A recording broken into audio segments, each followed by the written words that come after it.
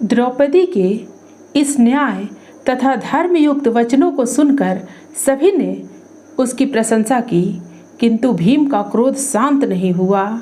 इस पर श्री कृष्ण ने कहा, हे अर्जुन, शास्त्रों के अनुसार पतित ब्राह्मण का वध भी पाप है और आतताई को दंड देना भी पाप है। अतः तुम वही करो जो उचित है। नमस्कार मित्रों, आज आपके लिए पौराणिक प्रसंग लेकर उपस्थित हैं। आज का प्रसंग है अश्वत्थामा को दंड।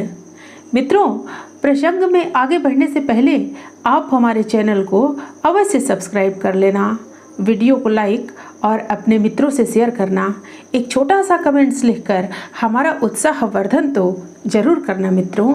तो आइए आनंद लेते हैं प्रसंग का। महाभारत युद्ध में अर्जुन के तीरों एवं भीमसेन की गदा से कौरवों का नाश हो गया।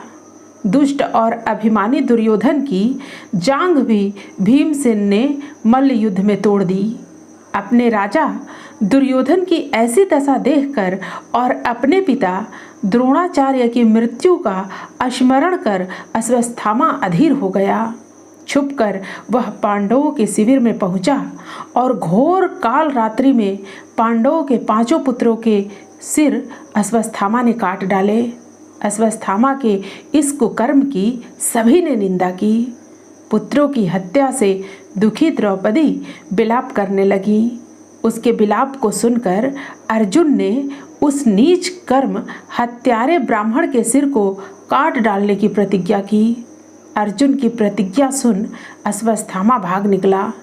श्री कृष्ण को सारथी बनाकर एवं अपना गांडीव धनुष लेकर अर्जुन ने उसका पीछा किया। अश्वत्थामा को कहीं भी सुरक्षा नहीं मिली तो भय के कारण उसने अर्जुन पर ब्रह्मास्त्र का प्रयोग कर दिया। अश्वत्थामा ब्रह्मास्त्र को चलाना तो जानता था, पर उसे लौटाना नहीं जानता था। उस अति प्रचंड तेजोमय अग्नि को अपनी ओर आते देख अर्जुन ने श्री कृष्ण से विनती की, हे जनार्दन, आप ही इस त्रिगुणमयी सृष्टि को रचने वाले परमेश्वर हैं। आप बताइए कि यह प्रचंड अग्नि मेरी ओर कहाँ से आ रही है और इससे मेरी रक्षा कैसे होगी। श्री कृष्ण बोले, हे अर्जुन, तुम्हारे भय से व्याकुल होकर अश्वत्थामा ने यह ब्रह्मास्त्र तुम पर छोड़ा है। इससे बचने के लिए तुम्हें भी अपने ब्रह्मास्त्र का प्रयोग करना होगा, क्योंकि अन्य किसी अस्त्र से इसका निवारण नहीं हो सकता। श्री कृष्ण की इस मंत्रणा को सुनकर महारथी अर्जुन ने तत्काल आचमन करके ब्रह्मास्त्र छोड़ दिया। दोनों ब्रह्मास्त्र परस्पर भिड़ गए और प्रचंड अग्नि उत्पन्न होकर तीनों लोगों को तप्त करने लगी। इस विनाश को देखकर अर्जुन ने दोनों ब्रह्मास्त्रों को पकड़कर बांध लिया।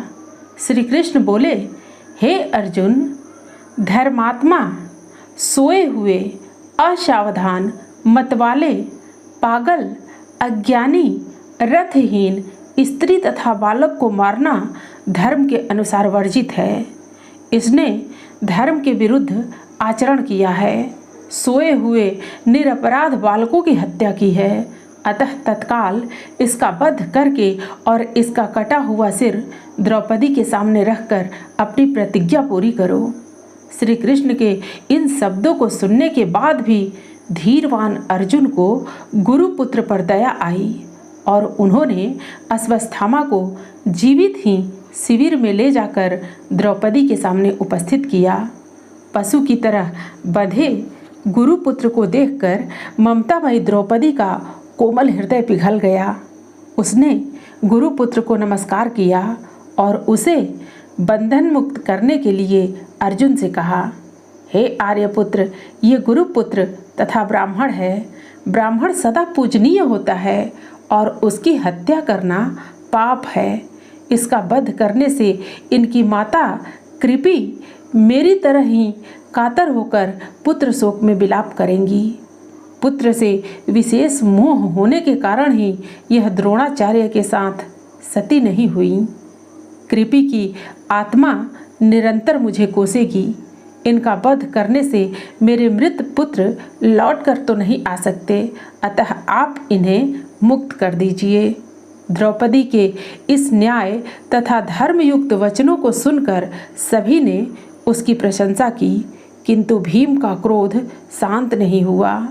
इस पर श्री कृष्ण ने कहा, हे अर्जुन, शास्त्रों के अनुसार पतित ब्राह्मण का वध भी पाप है और आतताई को दंड देना भी पाप है, अतः तुम वही करो जो उचित है।